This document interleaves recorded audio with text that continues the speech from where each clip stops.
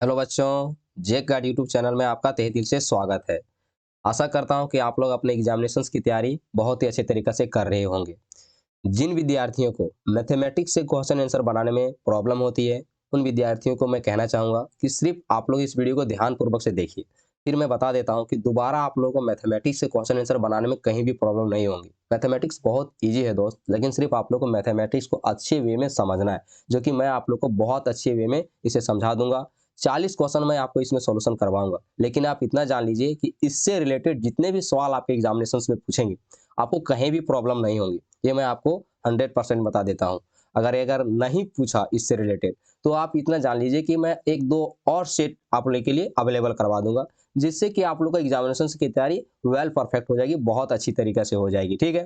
तो चलिए सबसे पहले इस सेट में क्या दिया हुआ है कि क्वेश्चन नंबर 1 आपका दिया हुआ है कि निम्नलिखित में कौन अपरिमेय संख्या है, ठीक है? तो सबसे पहले आप लोग जानिए कि आखिरकार अपरिमेय संख्या कहते किसको है। या तो सिर्फ आइडेंटिफिकेशन आप इसका कर लीजिए कि हम पहचान कैसे लेंगे, हमें कुछ जानने की जरूरत नहीं है कि अपरिमेय संख्या क्या है क्या नहीं है, लेकिन आप पहचान कैसे लेंगे। तो सबसे पहले क्राइटेरिया जो आपको एग्जामिनेशन में पूछता है, मैं आपको बता दूं कि अपरिमेय संख्या जो है, जब भी आपको एग्जाम में पूछेगा रूट में कुछ भी दे देगा। जैसे रूट का मैं यहाँ पर एक्चुअल में अभी पी लिख देता हूँ, लेकिन यहाँ पी की जगह पर कुछ भी दे दे, जैसे कि पी की जगह पर 1 दे दे, 2 दे दे, 3 दे दे, 4 नहीं होना चाहिए क्योंकि इसका 2 हो जाएगा रूट में, ठीक है? इसका जैसे 5 दे दे, 6 दे दे, 7 दे दे, यानी कुछ भी दे देगा आपको, तो समझ जाइए कि वह संख्या अपरिमेय संख्या है। इस केस में आपका रूट 2 दिया हुआ है, तो रूट 2 आपका आंसर हो जाएगा, ठीक है? दूसरी डिफिनेशंस की मैं बात करूँ तो जिसे P बाय Q के रूप में नहीं लिख सकते, वह भी आपका अपरिमेय संख्या नहीं है और Q बराबर 0 तो नहीं होना चाहिए, ठीक है? एक और क्राइटेरिया बता देता हूँ, जो दशमलव में जिसके मान आ जाते हैं, जैसे कि अभी मैं यहाँ पर इसका मान बताऊँ, रूट 2 का तो होता है 1.42 और इसका डॉट डॉट बहुत सारा, यानी दशमलव में जिसके अंक आ जाएंगे भागा देने के बाद, तो आप समझ जाइएगा कि वो जो संख्या है वो अपरिमेय संख्या है। ओके, आप अंडरस्टैंड कर लेंगे इसे। अब आगे देखते हैं हम लोग परिमेय संख्या। तो परिमेय संख्या किसे कहते हैं? तो परिमेय संख्या जिसे p बटे q के रूप में लिख सकते हैं, वह आपका हो जाएगा परिमेय संख्या। तो इसमें आपका जो 1 है, ऑप्शन नंबर जो 0 है, वह आपका परिमेय संख्या। देखिए 0 बटे आप 1 इसे लिख सकते हैं, इसी वजह से यह आपका क्या हो जाएगा? परिमेय संख्या हो जाएगा। अगर वीडियो पसंद आएगा तो वीडियो को लाइक कीजिएगा और अपने दोस्तों में जरूर शेयर कीजिएगा। उन्हें बताइएगा कि आप लोगों को तैयारी इस प्रकार से करनी है, और एग्जामिनेशन की तो आप छोड़ ही दीजिए, आप लोग का अच्छा तरीका से एकदम तैयारी करवा दूंगा, कहीं भी प्रॉब्लम नहीं होगा, आपको मैं बता देता हूँ। सिर्फ आप लोग को वीडियो अच्छी तरीके से जो भी अपलोड होगा आप जरूर देखते जाइएगा। देखिए यहाँ पर 0.6 के ऊपर में बार लगा हुआ, अब पूछ रहे हैं कि इसका बराबर क्या है, ठीक है? तो जो लिखा हुआ है 0.6 के ऊपर में बार लगा हुआ है, अब समझिए यहाँ पर जो भी संख्या के ऊपर में बार लगा हुआ है ना, सबसे पहले उस संख्या को पहले लिख दीजिए, जैसे कि 6 लिख दिए। अब बटे में एक संख्या थी यहाँ पर 6, तो इसलिए आपको एक यहाँ पर 9 दे देना है, ठीक है? आप इसे जो कॉमन है इसे भागा लगा दो, तो 2 के पहाड़ा इसमें क्या हो जाएगा? 2 2 तिया हो जाएगा, ठीक है? तो सॉरी, यहाँ पर मैं 3 से काट देता हूँ ताकि आसान होगा, चूंकि 3 से कर रहे हैं, 2 से नहीं कर रहा है। तो 3 दूना हो जाएगा 6 और 3 तिया का 9 हो जाएगा, ठीक है? यानी आंसर इसका 2 बटे का 3 आ जाएगा। इसे आप समझ लीजिए, तो ऑप्शन नंबर 1 आपका राइट हो जाएगा। ओके, चलिए दोस्तों, अब हम लोग 4 नंबर क्वेश्चन को सॉल्यूशन करते हैं कि 64 का पावर आप लोग को दिया 1 बटे का 2 दिया है। तो जो 64 है वो किसका स्क्वायर है? आप देखिए तो 8 का स्क्वायर क्या है? 64 है, तो आप इसे 8 का स्क्वायर ऐसे लिखेंगे। का पूरा का स्क्वायर क्या हो जाएगा? 1 बटे का 2 हो जाएगा। स्क्वायर में लिखें, थोड़ा सा गड़बड़ है तो इसे थोड़ा देख लीजिएगा, ये पावर में लिखें। अब इसे क्या हो जाएगा कि 8 का पावर में क्या आ जाएगा? 2 गुने में 1 बटे का 2 हो जाएगा, ठीक है? पावर में। तो ऐसा क्यों हुआ? तो आप लोग एग्जामिनेशंस की तैयारी में जरूर पढ़े होंगे अच्छे से। अब मैं बता देता हूँ कि a का पावर अगर m हो, अगर इसका पूरा का पावर n हो, तो क्या हो जाएगा कि a का पावर m इंटू का n हो जाता है। ये फॉर्मूला में है, ठीक है? तो इसी वजह से इसका पावर में हो गया, यानी गुना में हो गया। तो अब देखिए ये इसे कट जाएगा, यानी 2 एकम 2 और 2 एकम 2, तो कितना आ गया? ये आ गया आपका 8। तो आपका जिसमें 8 होगा वही आपका आंसर हो जाएगा। तो डी वाला है तो डी आपका आंसर हो गया, ठीक है? क्वेश्चन नंबर आप 5 देखें। हाँ, एक चीज बता देता हूँ, इसके रिलेटेड जो भी सवाल आपको पूछेंगे वो आप लोग को इसी प्रकार से बनाने हैं, आपको घबराने नहीं है, आप उसे चेक करेंगे। देखिए क्वेश्चन नंबर 5 में क्या देखिए, इनमें से कौन बहुपद नहीं है? तो बहुपद नहीं है, तो बहुपद को पहले पहचानिए, आखिरकार हम बहुपद कहते हैं किसे है? तो जान लीजिए, जिसका घात जो है दोस्तों, जो भी समीकरण आपको दिया रहेगा उसका घात अगर 2 है, तो समझ जाइए कि वह जो समीकरण है वह बहुपद है। और अगर उसका घात 2 नहीं है, तो समझ जाइए कि वह बहुपद नहीं है। देखिए 1 में आपका घात जो है, इसमें मैक्सिमम घात 2 है, इसीलिए यह बहुपद है। अब इसमें देखिए यहाँ पर बटे में अगर 1 दे दीजिएगा तो क्या आ जाएगा? y बटे में y स्क्वायर प्लस का 2 हो जाएगा। तो इसमें देखिए घात जो है 2 आ जा रहा है इस समीकरण में भी, तो ये भी आपका बहुपद है। यहाँ पर भी देखिए घात 2 है तो यह भी बहुपद है, लेकिन इसमें जो मैक्सिमम घात दिया हुआ है 3 दिया हुआ है, इसीलिए यह आपका राइट आंसर हो जाएगा, क्योंकि यही जो है बहुपद नहीं है। ठीक है, क्वेश्चन नंबर 6 में देखें क्या लिखा है कि बहुपद 5x³ plus 4x square plus 7x का घात है। तो जो इस समीकरण का सबसे ज्यादा पावर जिसमें होगा वही आपका इस बहुपद का घात हो जाएगा। देखिए यहाँ पर x का पावर 3 है, तो आपका जो राइट आंसर हो जाएगा इसका जो घात है वह 3 है, तो ऑप्शन नंबर सी आपका राइट हो जाएगा। ओके, इससे रिलेटेड जो भी सवाल बनाए आएंगा आपका एग्जामिनेशन में, आप अच्छे से इसे जरूर बना लीजिएगा। अगर समझ में नहीं आएगा तो एक बार जरूर वीडियो को रिपीट कर लीजिएगा, कहीं भी कोई भी प्रॉब्लम नहीं आएंगी। अब देखिए 7 नंबर क्वेश्चन, 7 नंबर में क्वेश्चन में क्या दिया है कि px जो है बराबर x माइनस 5 का है, तो इसे शून्य ज्ञात करना है। तो जो px को उसे क्या कर देना है, 0 कर देना है। तो क्या हो जाएगा, x माइनस 5 बराबर का 0 कर देना है। तो x बराबर, अब देखिए इधर माइनस था तो बराबर की उस तरफ जाके क्या हो जाएगा प्लस, तो x बराबर 5 आ गया। ओके, तो 1 नंबर ऑप्शन आपका सही हो जाएगा। अब देखिए दोस्तों 8 नंबर क्वेश्चन दिया हुआ है कि x प्लस 1 से 3x³ प्लस x माइनस 1 को भाग देने पर शेषफल प्राप्त होगा, यानी इसका जो शेषफल प्राप्त होगा वो हमें बता दीजिए। मैं आपको बता दूं जितने भी ऑप्शंस इसमें दिए हुए हैं सब गलत दिए हुए हैं, यानी इसका ऑप्शंस इससे जो बनाइएगा आपको मैच नहीं करेगा। अगर आप लोग भागा बनाने नहीं जानते कि किस प्रकार से भागा ऐसे भाग बनाना है, तो मेरा वीडियो इसमें जरूर यूट्यूब चैनल में अपलोड है, आप वहां से देख लीजिएगा, बहुत अच्छे से समझाया हूँ। आप भाग विधि से इसे जरूर बना लीजिएगा, लेकिन आप लोग का ऑब्जेक्टिव है तो आसानी से इसे बनाना भी है, तो मैं आपको उस माध्यम से बता देता हूँ। तो देखिए क्या करना है कि x प्लस 1 को आपको क्या कर लेना है, इसका शून्य निकाल देना है। ठीक है, तो x बराबर आपका क्या आ गया, माइनस का 1 आ गया। तो अब यहाँ जो दिया हुआ है इस समीकरण में आपको क्या करना है, x बराबर -1 इसे बैठा देनी है। ठीक है, तो देखिए 3 इंटू -1 का पावर आप 3 दे देंगे, प्लस में माइनस का 1 दे देंगे यहाँ पर और -1।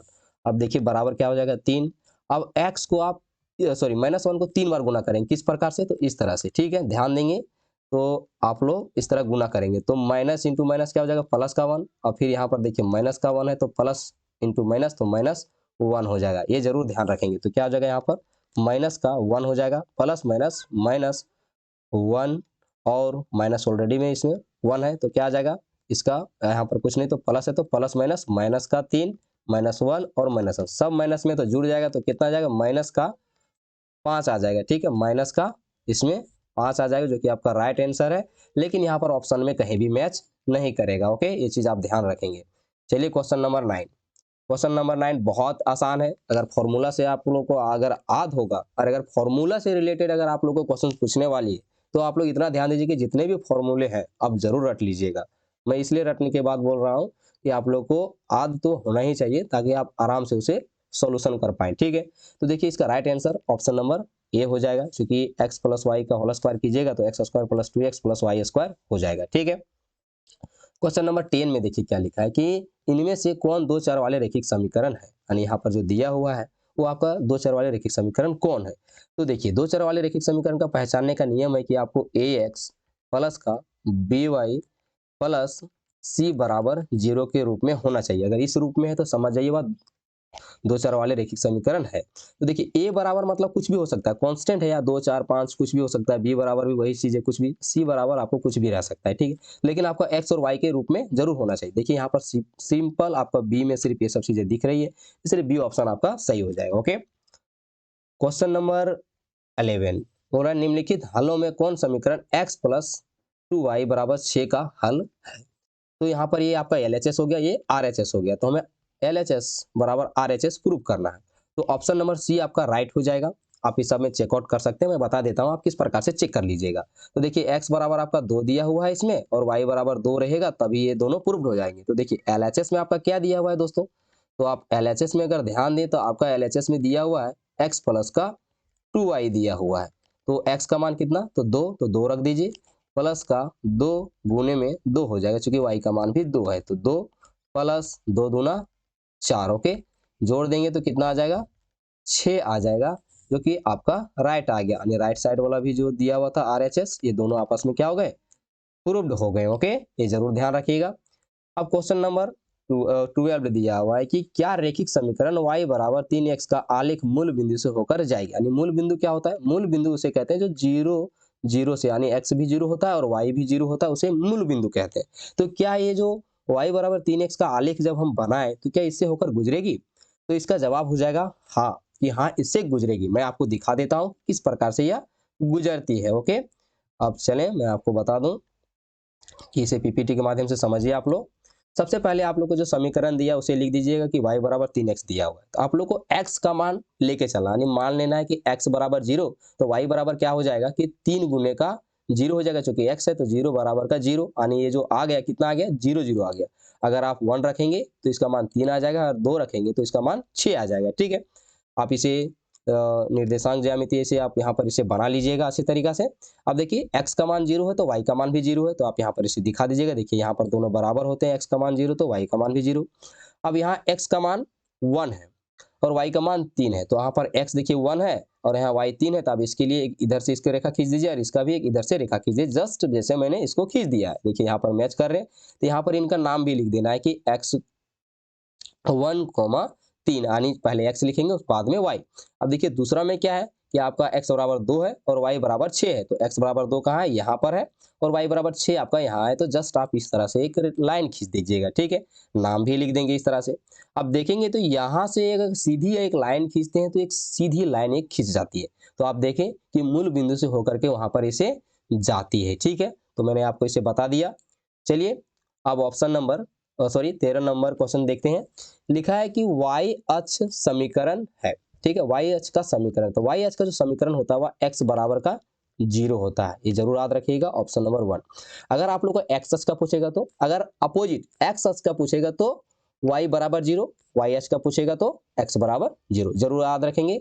14 नंबर क्वेश्चन देखिए क्या लिखा है कि मूल बिंदु का निर्देशांक है, तो मैंने अभी बताया कि मूल बिंदु का निर्देशांक 0,0 होता है, यानी x भी 0 होता है और y भी 0 होता है। इसके रिलेटेड से जो भी सवाल पूछेंगे आप जरूर बना लीजिएगा, मुझे ऐसा आशा है कि आप लोग अच्छे से एग्जामिनेशन की तैयारी कर लीजिएगा।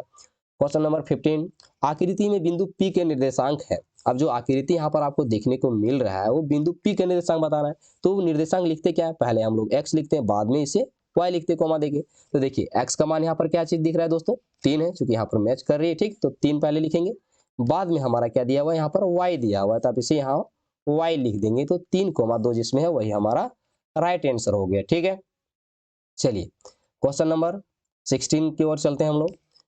रेखाएं समांतर होती हैं यदि वे प्रतिच्छेद नहीं करती का कथन निम्नलिखित के रूप में दिया गया है।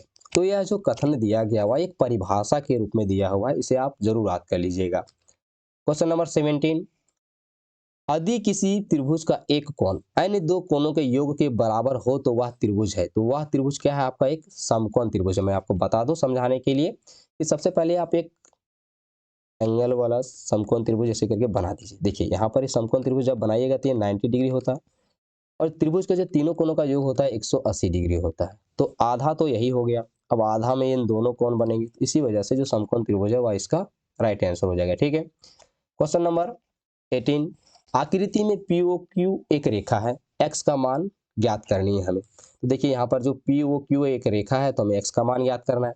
तो ये जो रेखा है दोस्तों इसका मान होता है 0 डिग्री और एक का मान होता है 180 डिग्री। तो हमें जो मान निकालते हैं हम लोग किस में निकालते हैं, 180 में निकालते हैं। चंद्रमा आप लोग के पास होगा तो चंद्रमा में आप देख सकते हैं 0 और कोमा 180 जरूर लिखा होगा, आप वहां पर जरूर चेक कर लीजिएगा। तो इसी चीज का जिक्र किया हुआ है, तो इस रेखा का निकाल देते हैं हम लोग। तो सबसे पहले क्या दिया हुआ है, 40 डिग्री दिया है, तो यहाँ पर इसे 40 लिख देंगे, प्लस में फिर दिया हुआ है 4x, तो 4x प्लस में 3x बराबर का 180 हो जाएगा। ओके, आप इसी तरह से जरूर बनाइएगा। दोनों को जोड़ेंगे तो कितना आ जाएगा, 7x बराबर का 180। अभी इधर 40 प्लस में था तो इस तरफ जाके माइनस में हो गया, तो कितना हो गया 7x बराबर का घटा दीजिएगा तो कितना आ गया 140। x बराबर का 140 बटे का 7, तो 7 दूना 14, यानी आपका x बराबर जो आ गया, x बराबर कितना आ गया 20 डिग्री आ गया। तो आपका 20 जो है यहाँ पर राइट आंसर हो जाएगा। ऑप्शन नंबर 1 आपका सही हो गया। ओके, आप समझ गए होंगे, मुझे आशा है आप लोगों को कि समझ जाइएगा।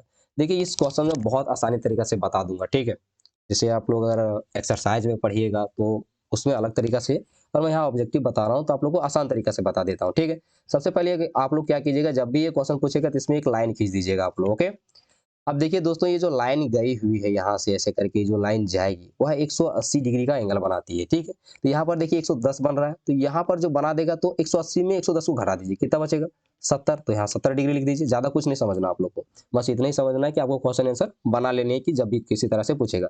तो देखिए यहाँ पर 130 दिया हुआ है, यहाँ पर आपको क्या आ जाएगा, ये आपको 50 डिग्री आ जाएगा, 180 में घटा दीजिएगा। तो देखिए हमें मान पूछा इसका, तो आपका क्या आ गया, तो आपका आ गया 70 प्लस का 50 आ गया, दो एंगल। अब एक एंगल को हम चलिए x मान लेते हैं, बराबर का क्या दिया हुआ है हमें 180, ठीक है। तो दोनों को जोड़ दीजिएगा तो 120 प्लस का x बराबर का 180, x बराबर 180 माइनस का 120, तो घटा दीजिएगा तो आपका आ जाएगा x बराबर का 60, जो कि ऑप्शन नंबर सी है। ऑप्शन नंबर सी आपका राइट हो जाएगा। ओके, चलिए दोस्तों 20 नंबर क्वेश्चन। 20 नंबर क्वेश्चन देखिए, बोल रहा है निम्नलिखित में से कौन त्रिभुज के सर्वांग की एक कसौटी नहीं है। तो पांच ऐसी सर्वांग की कसौटियां हैं जो कि आप लोग को याद होना चाहिए। सबसे पहले साइड एंगल, साइड ये आपका एक कसौटी भी है, एंगल साइड एंगल ये कसौटी ही है, और साइड बाय साइड साइड एक ही कसौटी है। लेकिन यहाँ पर ऑप्शन नंबर जो सी है वह इसका सर्वांग की कसौटी नहीं है, तो ऑप्शन नंबर सी अभी आपका राइट हो जाएगा। ओके, ध्यान रखेंगे। क्वेश्चन नंबर 21, त्रिभुज पी क्यू आर में यदि जो एंगल आर है वह बड़ा है एंगल क्यू से तो हो, तो इसमें ऑप्शन नंबर बी आपका सही हो जाएगा।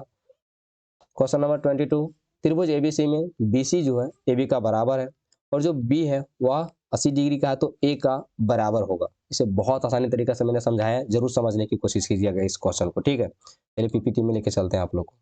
इस पीपीटी में सबसे पहले समझिए कि जो दिया उसे पहले लिख दो, यानी BC बराबर हमें AB दिया हुआ है और जो एंगल B है वो हमें 80 डिग्री दिया हुआ है। मैं यहाँ आप लोग के लिए एक बना देता हूँ त्रिभुज। पहले त्रिभुज आप लोग को बनाने किस प्रकार से ये आप ध्यान दीजिए, ठीक है। तो त्रिभुज सबसे पहले मैं बना देता हूँ, त्रिभुज बना दिए। अब यहाँ पर देखिए जो एंगल दिया हुआ रहेगा उसे आप ऊपर में लिखिए। एंगल क्या दिया हुआ है, बी दिया हुआ है। जैसे कि यहाँ 80 डिग्री दिया है तो आप इसे 80 डिग्री लिख दीजिए। यहाँ पर ए लिख दीजिए, यहाँ पर सी लिख दीजिए। क्वेश्चन में दिया है कि जो BC है वह AB का बराबर है, यानी ये एंगल दोनों क्या है, बराबर है। एंगल कैसा बन रहा है दोस्तों, सॉरी भुजा, ये जो त्रिभुज बन रही है कैसा बन रही है, तो समद्विबाहु त्रिभुज बन रही है। तो इसको एंगल जो होंगे वह यहाँ और ये दोनों क्या होंगे, आपस में बराबर होंगे, ठीक है। जब बराबर होंगे तो क्या हो जाएंगे, मैं आपको बता दूं। जब आप इसे यह बराबर हो जाएगा तो बराबर हो जाने के बाद आप इसी तरह से लिखिएगा कि रचना त्रिभुज एबीसी बना जिसमें AB बराबर BC कर दिया, ठीक है। बना देने के बाद प्रश्न से आपका क्या बोला था, तो हम लोग जानते हैं कि जो कोई भी त्रिभुज जो होता है ना उसका 180 डिग्री एंगल बनता है। तो तीनों कोनों का योग होता है 180, तो तीनों कोनों का जोड़ दीजिए, जो कि मैंने आपको दिखाया यहाँ पर। इन दोनों को x मान लेना है, तो 2x हो जाएगा इधर से और 80 जाके घट जाएगा तो 100 बचेगा। तो x बराबर आप जब लिखेंगे तो 100/2 हो जाएगा। अब इसे भागा लगा दीजिएगा तो कितना आ जाएगा आपका 50 आ जाएगा, जो कि x बराबर का 50। तो x बराबर का 50 आ गया तो यानी एंगल जो आपका कौन ए है वह आपका क्या आ गया, 50 आ गया। आप लोग इसे आसानी तरीका से जरूर बना लीजिएगा, मुझे ऐसा आशा है आप लोगों से सीखते जा रहे होंगे। चलिए अब हम लोग चलते हैं नेक्स्ट चीजों में। क्वेश्चन नंबर आपका अब आ जाता है 23। क्वेश्चन नंबर 23 में क्या दिया हुआ है कि एक चतुर्भुज है, उनके 3 कोण आपको दे दिए गए हैं। इस तरह के क्वेश्चन हमेशा आपको एग्जाम में पूछता है, जरूर ध्यान रखिएगा। ऐसे भी ये मॉडल क्वेश्चन है तो ऐसे भी इंपॉर्टेंट है ये क्वेश्चन, ठीक है। यहाँ इसका चौथा क्वेश्चन पूछ दिया है। तो देखिए इसके जो चारों कोणों का योग होता है 360 डिग्री होता है। तो आपको तीनों कोणों का सबसे पहले जोड़ दीजिए, यानी इसमें जोड़ दीजिएगा 75 प्लस का 90 प्लस का 75 प्लस का एक जो चौथा कोण है उसे x मान लेते हैं, बराबर का 360 कर देते हैं। अब इसे जब जोड़िएगा तो x बराबर का 360, इस तरफ जाके इसे घटा दीजिए, कि जोड़िएगा तो कितना होगा 10 का 0, फिर 7 7 14, 14 और 9 कितना हो गया 23, 23 और 1 24, यानी 240 आ गया। अब घटा दीजिएगा तो कितना आ जाएगा 0 2 120 आ गया। ऑप्शन नंबर डी आपका राइट हो जाएगा, ये आप जरूर ध्यान रखेंगे।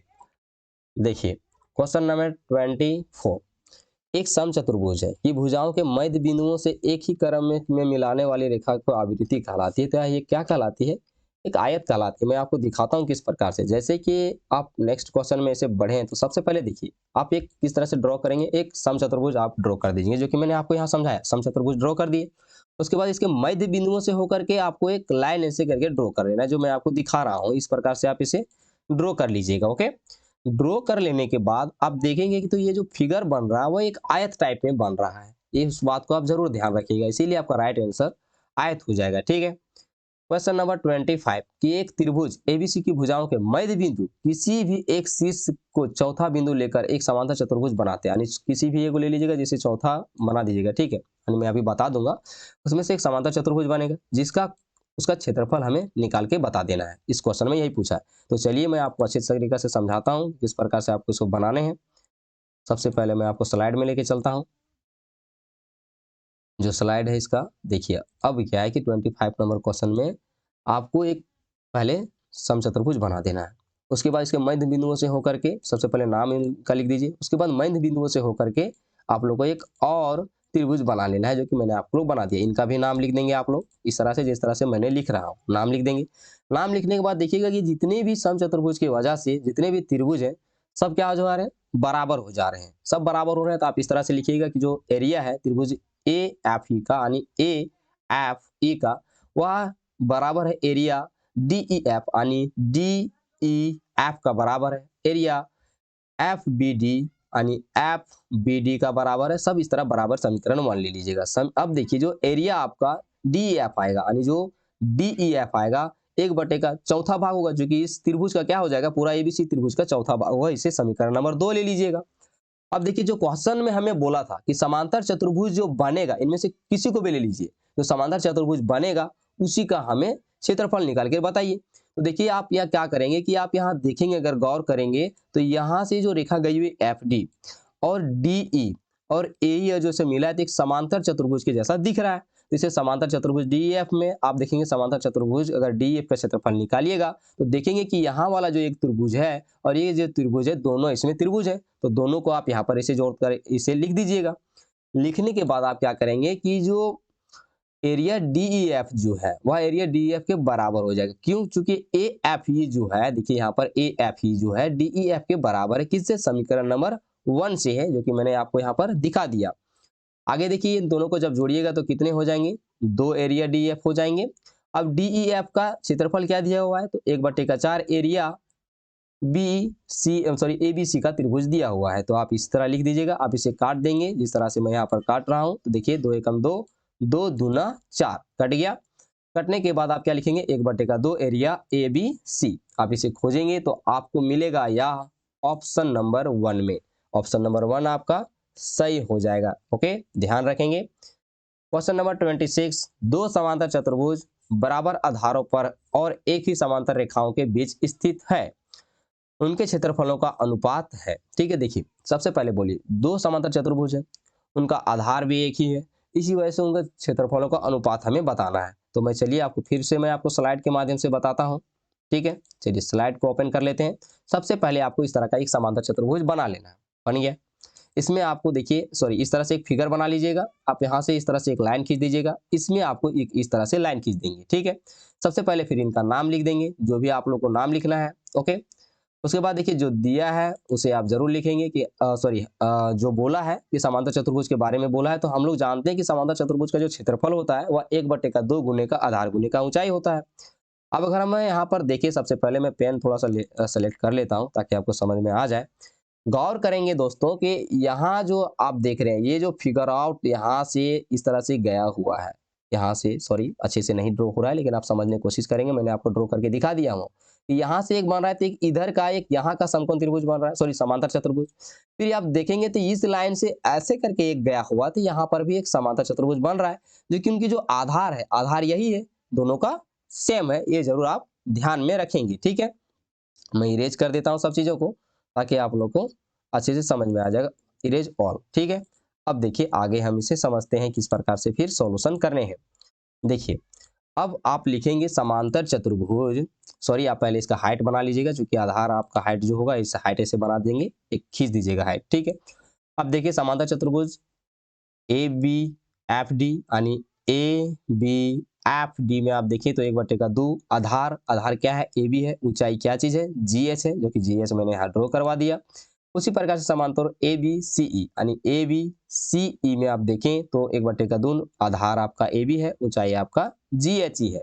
तो दोनों का अनुपात निकाल देंगे, तो दोनों का अनुपात लिखिएगा तो इस तरह से लिख देंगे। अनुपात लिखने के बाद देख रहे होंगे कि आप लोग दोनों चीजें तो बराबर ही, आप डिवाइड करेंगे तो दोनों एक एक बार में कट जाएगा, जिस प्रकार से मैं आपको काट करके यहाँ पर दिखा रहा हूँ। तो इनका अनुपात जो आ गया वो कितना गया, 1:1। आपका राइट आंसर हो जाएगा कौन सा ऑप्शन में है। तो जो ऑप्शन में दिया हुआ है उस ऑप्शन को सेलेक्ट करेंगे तो ऑप्शन नंबर बी आपका सही हो जाएगा। ओके, क्वेश्चन नंबर 27, किसी वृत्त का एडी एक व्यास है, यानी कोई भी वृत्त है उसका एडी एक व्यास है और एबी क्या है, एक जीवा है। एडी जो है 34 सेंटीमीटर है, एबी 30 सेंटीमीटर है, तो वृत्त के केंद्र से एबी की दूरी, ठीक है, वृत्त के केंद्र से एबी की दूरी। तो चलिए मैं आपको फिर से पीपीटी के माध्यम से समझाता हूं, आप अच्छे से समझ जाइएगा। मुझे आशा है कि आप इसे समझने की कोशिश अच्छे से करेंगे। सबसे पहले आप लोगों को करना क्या है दोस्तों, सबसे पहले एक वृत्त बना लेनी है। वृत्त बनाने के बाद एक व्यास खींच देंगे जिसका हमें एडी दिया हुआ था, एडी मैंने लिख दिया। आपको एबी जो है एक जीवा है, तो देखो व्यास ये हो गया पूरा लिख दिया। अब एडी एबी जो है जीवा है, तो एबी एक यहाँ पर इसे जीवा बना दीजिएगा। जीवा बनाने के बाद आप यहाँ पर इसे देखिए केंद्र, यहाँ पर आपका केंद्र बिंदु आ जाएगा जो कि ओ है। यहाँ पर आप सी लेना चाहें तो सी ले सकते हैं, जो आपका मन हो वो आप इस तरह से ड्रॉ कर लीजिएगा। जो दिया है उसे पहले लिखिए। तो एडी दिया हुआ 34 सेंटीमीटर, एबी दिया हुआ 30 सेंटीमीटर, जो कि आपको यहाँ प्रश्न में बोला है कि जो एडी है वो व्यास है जो कि 34 सेंटीमीटर। तो एओ और ओडी क्या है, त्रिज्या है, ठीक है, यानी दोनों बराबर हो जाएंगे और दोनों एक त्रिज्या है, तो इसे जब भागा लगा दीजिएगा तो आपका 17 आ जाएगा। ठीक है, इस तरह से आप जरूर भागा लगा लेंगे, जिससे समीकरण नंबर 1 आप बना दीजिएगा। दूसरी बात देखिए, एबी का जो डिस्टेंस दिया हुआ है आपका दिया हुआ है 30 सेंटीमीटर। अब एसी जो है और बीसी के बराबर में, तो इसे भी आपको 2 से भागा लगा देना है।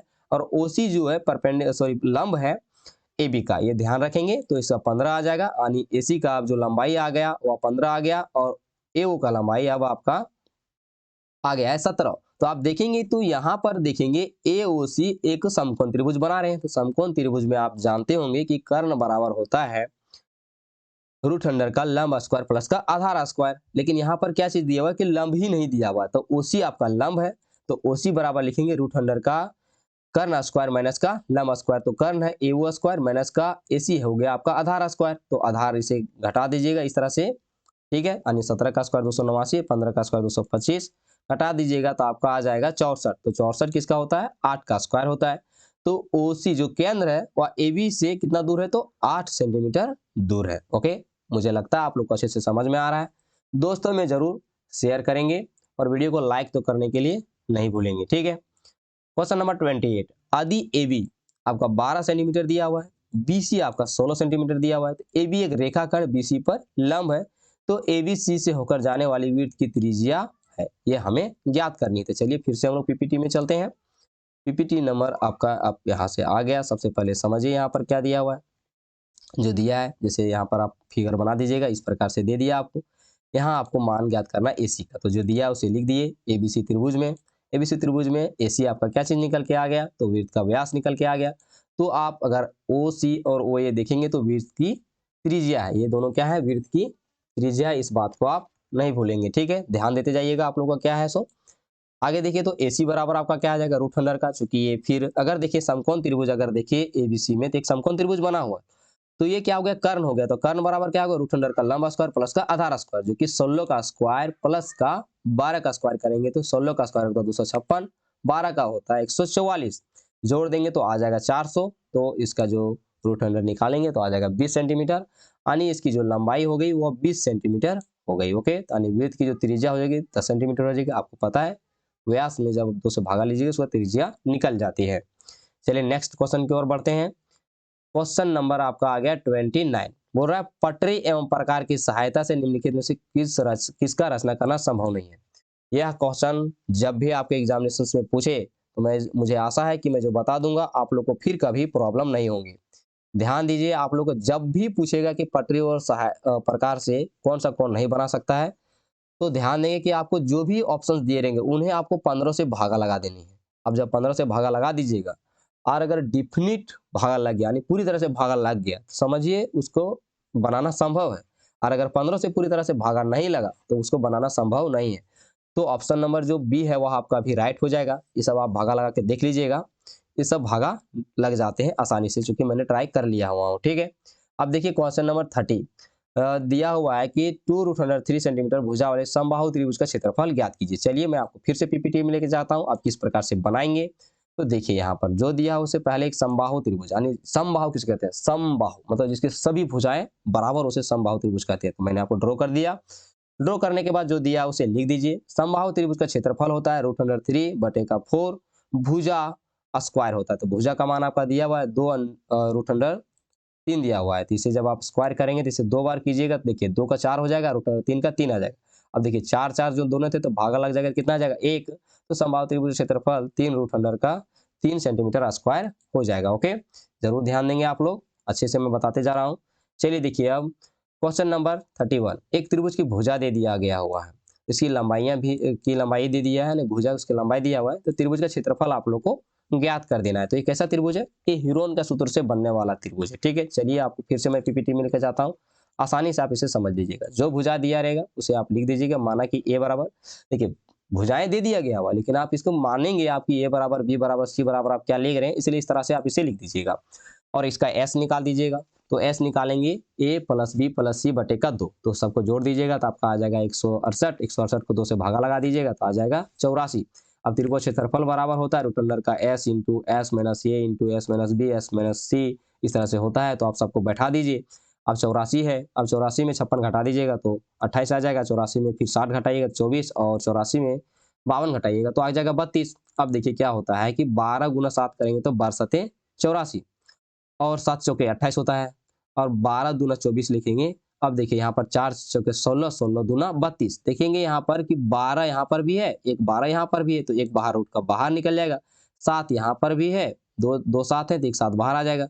देखेंगे तो 4 गो क्या चीज है, 4 जो है 3 पीस है, तो एक पीस आपका बाहर निकल जाएगा। अब देखिए इसका 2 यहाँ बाहर निकल जाएगा और ये 2 बाहर निकल जाएगा। तो आपका त्रिभुज का क्षेत्रफल जब आप इसे गुना कीजिएगा तो आ जाएगा 1344। आप देखिए कौन सा ऑप्शन में है 1344, तो आपका ऑप्शन नंबर सी में है, तो ऑप्शन नंबर सी आपका राइट हो जाएगा। देखिए जहां भी कंफ्यूजन होगा आप लोग जरूर कमेंट कीजिएगा, आप लोग को जरूर जवाब दे दिया जाएगा और अच्छे से समझा भी दिया जाएगा। व्हाट्सएप ग्रुप आप लोग को मैं बना देता हूं, क्योंकि मैं आप लोग को आशा करता हूं कि आप लोग जरूर ध्यान दे रहे होंगे, क्योंकि बहुत सारे विद्यार्थी, एक बार कोई विद्यार्थी हमको नंबर मांगे थे जो कि मैंने नहीं दिया था, शायद नाराज हो गए होंगे, लेकिन मैं आपको यहाँ पर दे देता हूँ। आप इसे सिर्फ आप अपने यूजफुल के लिए रखेंगे, जो भी प्रॉब्लम होगा सिर्फ आप व्हाट्सएप में मैसेज कीजिएगा। मैं ट्राई करूंगा कि आप लोग को अच्छे तरीके से इसका अच्छे से कोई भी चीज़ पूछेगा तो जवाब दे देंगे। ठीक है, आप अपने पर्पस के लिए रखिएगा, फ़ोन वगैरह नहीं कीजिएगा, मतलब मैं आपको बता रहा हूँ, सिर्फ फ़ोन वगैरह आप लोग को नहीं करना। ओके, चलिए देखिए उसके बाद अब क्वेश्चन नंबर 32 है। यदि एक गोले के त्रिज्या आपको दे दिया, 2r दे दिया है, तो बताइए कि इसका आयतन क्या होगा। तो गोले का आयतन क्या होता है, गोले का आयतन जो होता है उससे आपको इसको बना देना। देखो यहाँ पर गोले का आयतन होता है 4/3 पाई r क्यूब होता है। मैं यहीं से बता देता हूँ क्योंकि वीडियो बहुत लंबी हो गई है। चलो पीपीटी में ही बता देते हैं ताकि आसान लगेगा आप लोग। गोले का त्रिज्या दे दिया है 2r, गोले का आयतन भी दे दिया हुआ है, आप इसे लिख लीजिएगा। अब 4/3 पाई r का मान आप 2r दे दिया है, तो 2r 3 जगह लिख दीजिएगा। अब इसे गुना करेंगे तो 2 दूना 4, 4 दूना 8, 8 चौके 32, तो 32/3 पाई r क्यूब हो जाएगा। जरूर ध्यान रखेंगे, ये सब चीज़ें बहुत छोटी छोटी क्वेश्चन है, ये सब चीज़ ज़्यादा कठिन भी नहीं लगेगा आप लोग को। चलिए अब देखिए क्वेश्चन नंबर 32 आपका किधर हो गया, ऑप्शन नंबर डी इसका सही हो जाएगा। ध्यान रखिए क्वेश्चन नंबर 32 देखें कि एक घन का कुल पृष्ठ क्षेत्रफल आपको दे दिया हुआ है, घन का आयतन ज्ञात कीजिए। ध्यान देने वाली बात आप लोग को ये चीज़ है कि कुल और संपूर्ण जो दोनों एक ही चीज़ होता है, यानी कुल का अगर पूछेगा और संपूर्ण बोलेगा तो दोनों समझिएगा कि आपको कुल का ही पूछ रहा है। दूसरी बात है पार्श्व पृष्ठ क्षेत्रफल पूछेगा, तो पार्श्व पृष्ठ क्षेत्रफल का जो फॉर्मूला होता है 4a स्क्वायर हो जाता है, और अगर आप बात करें कुल पृष्ठ क्षेत्रफल का तो उसका होता है 6a स्क्वायर। ठीक है, 6a स्क्वायर, तो इसलिए कंफ्यूजन नहीं रखेंगे। मुझे आशा है कि इसके बाद आप लोगों को कभी कंफ्यूजन नहीं होगा। चलिए सबसे पहले पीपीटी में आपको समझाता हूं मैं किस प्रकार से सॉल्यूशंस करने हैं, आपको अच्छे से समझिए कि एक घन की कुल पृष्ठ क्षेत्रफल आपको दे दिया गया है। अरे यार ये तो मैंने पीपीटी बनाई ही नहीं, लेकिन चलो यहीं से समझा देता हूँ। तो घन का कुल पृष्ठ क्षेत्रफल आपका दिया हुआ 6a स्क्वायर बराबर का 96 सेंटीमीटर स्क्वायर हो जाएगा। ए बराबर क्या करेंगे, 96 को आप इसे 6 से भागा लगा दीजिएगा तो 16 बार में भागा लग जाएगा। ए बराबर आपका क्या कर दीजिएगा, चूंकि स्क्वायर में था तो ए इधर रूट बना देगा और 16 हो जाएगा, तो ये 4 बाहर निकल जाएगा। अब घन का आयतन बराबर होता है ए क्यूब, तो आप इसे क्यूब कर दीजिएगा तो 64 आ जाएगा। मुझे आशा है आप लोगों को समझ में आ रहा होगा। वीडियो को लाइक करेंगे, दोस्तों में जरूर शेयर करेंगे। अब देखिए क्वेश्चन नंबर 34, आपको लेंथ भी दे दिया हुआ है 10 मीटर, आपका ब्रेथ भी दिया हुआ 10 मीटर, और आपकी ऊंचाई भी दिया हुआ है 5 मीटर। विमाओं वाले कमरे में रखे जा सकने वाले डंडे की लंबाई ज्ञात कीजिए। सबसे पहले समझिए दोस्तों, जिस कमरे में आप लोग पढ़ाई कर रहे हो उस कमरे को पहले ध्यान से देखिए, मैं आपको समझाने के लिए बता रहा हूँ।